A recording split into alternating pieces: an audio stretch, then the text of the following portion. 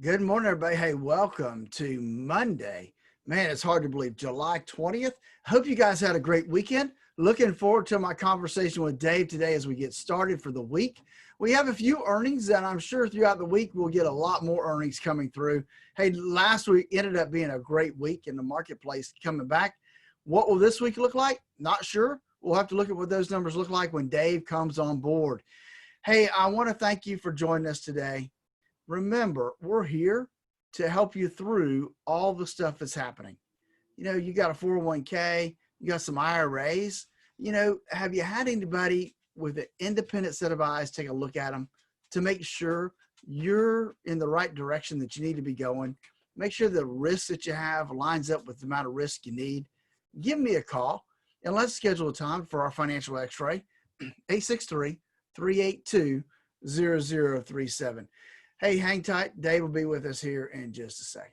FM, that's TLC there. It's Waterfalls. I'm Morning Dave. It's 8:39 here, 21 now before 9. Always check in on your finances and see what's going on Wall Street this time of the morning, because remember, your IRA and 401k don't just sit there.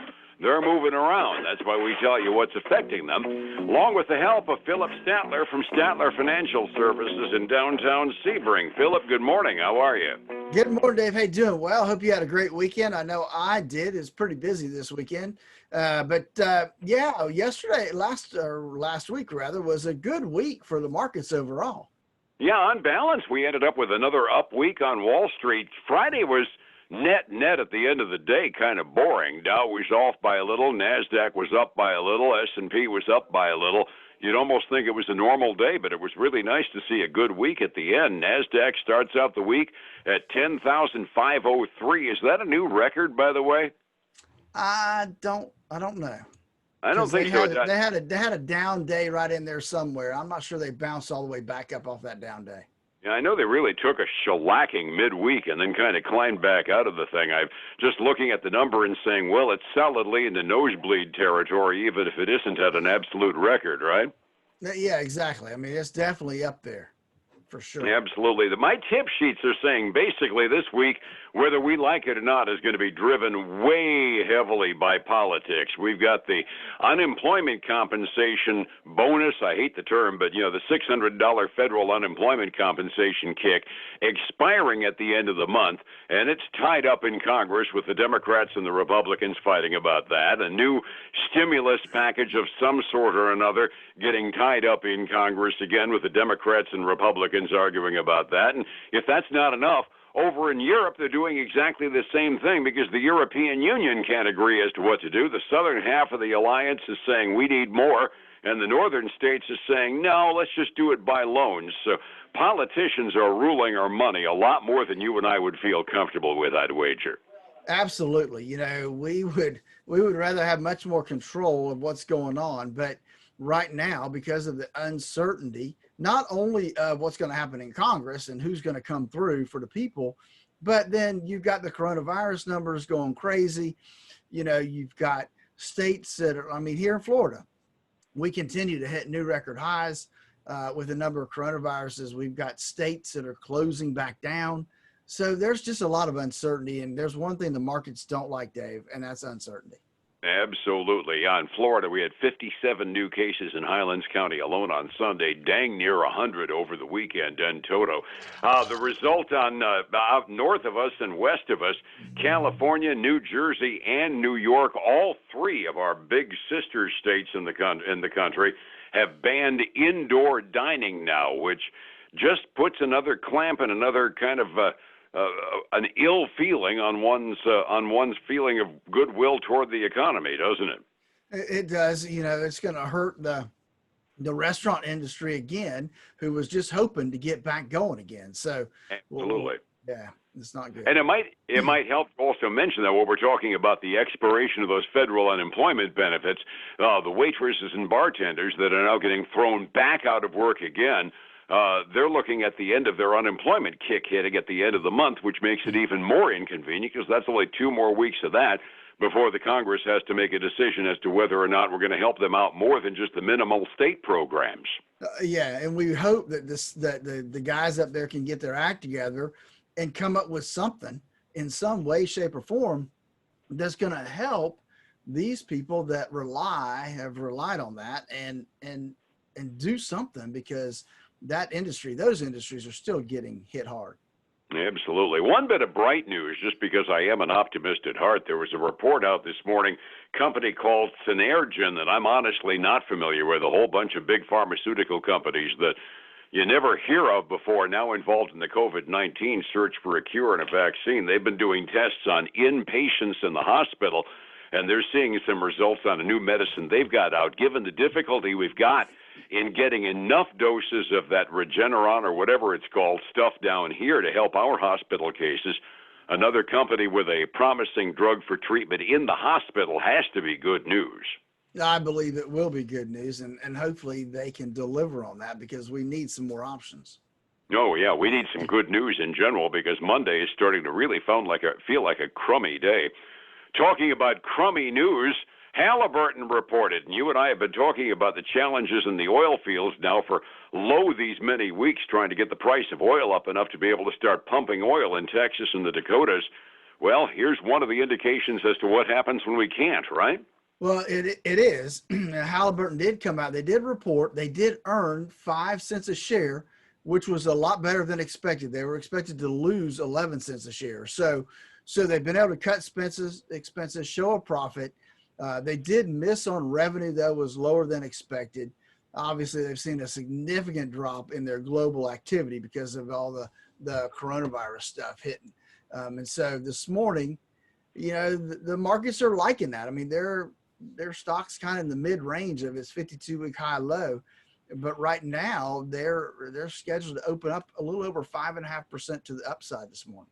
That's good to hear from that standpoint, even though beating expectations when the expectations are that low probably is an indicator of kind of backhanded good news, isn't it? Yeah, it is. And we got more stuff coming out this afternoon after the market closes. The only other thing I have this morning, other than a handful of smaller banks, is Cal-Maine Foods. Now, people may not recognize that name, but they are one of the largest egg producers in the country. And they came in with a profit of $1.24 a share, which was 4 cents ahead of estimates. Now, revenue was a little bit below forecast. They've benefited because the egg market, I think probably because we're staying home more, we're cooking more at home. People are using more eggs. So it's driven the price up a little bit in the egg market. And they're trading up about 0.2% this morning. High protein is almost legendary as a way to ward off illness, and evidently people are using them more, right? Exactly. I mean, that's just one of those things that hey, people are staying home, they're cooking more. Even if you're cooking cakes, right? You got to have an egg, right? So those things are going up. Valid point. As you mentioned, a lot of household names start reporting. We're doing kind of a lull in between the financial biggies and the rest of earnings season. We get big names like IBM tonight. Microsoft is going to be reporting later on this week. We'll hear a whole lot of household names, but for the moment, Monday morning is relatively slow as far as earnings season is concerned, right? Yeah, it is. I mean, most of the smaller regional banks have seemed to be making a profit of a little bit or beating on the street. I've got like Old National Bank. They beat by 10 cents a share. We've got Sierra Bank Corp. They beat by 13 cents a share. So we're seeing most of the banking financial industry, at least the regional guys for the most part, are coming in ahead of expectations. Hey, talking about finances, let's talk about China for just a minute, Dave. China came out. I got more on that than I do. China's going big time today. China came out, and one of the things they do as a country is they set the prime rate, kind of like we do here. The Fed does that for us. But they set the prime rate for both a 1-year and a 5-year loan. And they kept them the same. They did not change them. And so that was seen as a big plus and a good news for the Chinese markets, because at least at one point they were up over 3% this morning. And that would indicate as well that they're staying in stimulus mode there, because they just finished dropping rates, I know, a few months ago. Exactly. So that's a good thing there. And the only other thing I have kind of macro worldwide is Japan's export numbers. Their exports were down 26% from where they were June of last year. And when we get to the Japanese markets, it evidently didn't affect them much because they were up by a little bit. Setting the table again for the morning, mixed day on Wall Street on Friday. It almost looked routine at the end of the day. Dow off by a little, S&P and the NASDAQ both up by a bit. 45 minutes before real money gets thrown around this morning, Phillip, how do things look today? Hey, before I give you that, I did look to see last week the NASDAQ was actually down 1% last week. So the only down a bunch. Yeah, yep. It did not close at a high. So we do have most everything is just I'd call it pink because it's just bouncing between zero and a little bit red. So we got the Dow down $22. What's that? That's like less than 1/10%. We got the S&P down 1/10%. The NASDAQ is actually going up this morning, up 0.3%, $34 or so. So that's kind of where the stock indexes are looking. Man, you got to love silver right now. Silver's up 1.3%, Dave. It's up over $20 an ounce. Incredible what that's doing. We've got gold up almost 0.5%, a little over $1,800 an ounce. Crude oil is trading down. I think it's about where it was on Friday, though. When we talked, it's at $40.40 a barrel.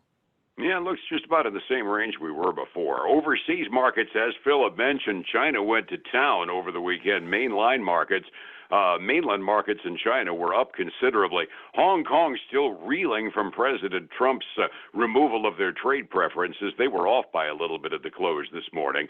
The Japanese markets, even in the face of their export numbers, are up slightly at the close early this morning. European markets are mixed midway through their day. They don't know what to make of our futures either.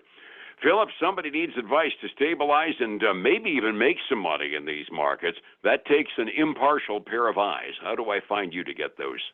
You know, Dave, it's a great opportunity right now. We've seen some major increases. The markets are back up. You know, it's a great time to get a second opinion on your portfolio. Give us a call to schedule that financial x-ray of your current portfolio, 863-382-0037. Follow us on Facebook, Statler Financial Services, and then join us this weekend for the Statler Financial Radio Show, 6 a.m. and noon on Saturday, 10 a.m. Sunday mornings on Highlands News Talk 730. And as always, back again here tomorrow morning, live and in color on Light FM. Thank you so much, sir. We'll catch you tomorrow, all right? All right, man. You have a great day. Thank you, Phillip. It's 105.7 Light FM and Statler Financial Services, Phillip Statler. Like I said, it's a great opportunity to get a second opinion on your current portfolio. Look, I don't know where you're at, what your portfolio is doing. I don't know what your IRA is doing, your 401k. Do you? You need to know how much risk you have in your current portfolio. The only way to do that is through our financial x-ray. Give me a call right now. Let's schedule your financial x-ray, 863-382-0037. Have a great day. I look forward to speaking to you again tomorrow.